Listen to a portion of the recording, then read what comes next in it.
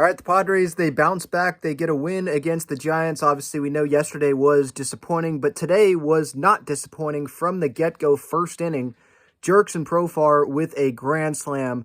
Now, before that, like setting it up, there were a couple hits before, so good job out of the Padres there, attacking right from the get-go, and gave Michael King a 4-0 lead. I wasn't sure Profar's ball there was going to stay fair, but it did.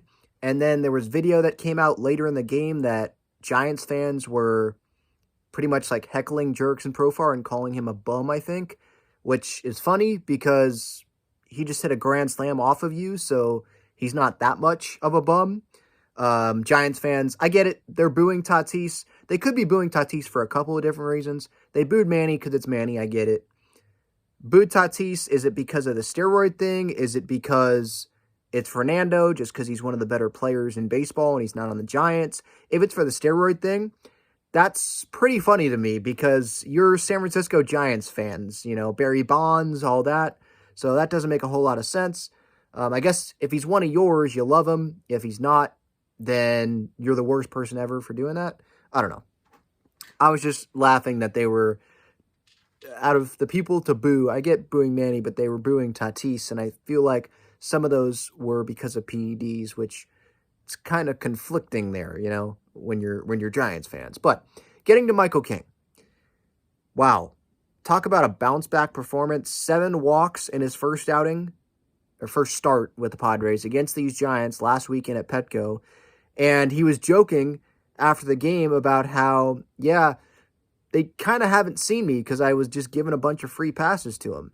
Well, he attacked.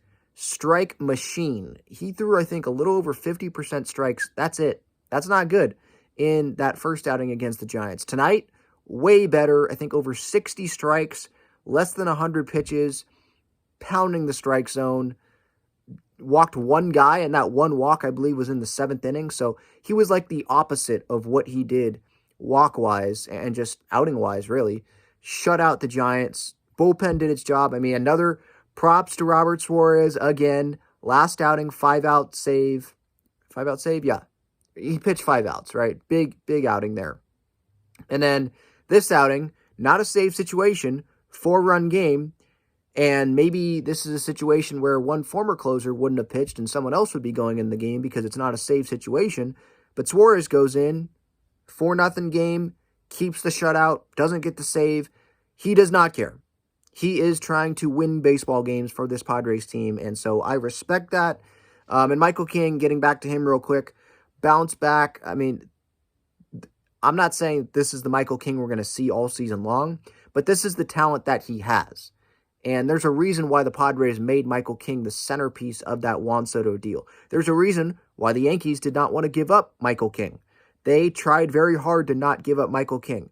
They were fine with giving up Thorpe, didn't want to give up King. I think they were fine with giving up King if they didn't have to give up Thorpe as well. Padres got both, and they used Thorpe in the Dylan Cease deal, and then King has the potential to be one of the better 4 starters in Major League Baseball, period, because that's where he's at right now. And this game today was huge to win because obviously you're trying to make the postseason. It's a long season.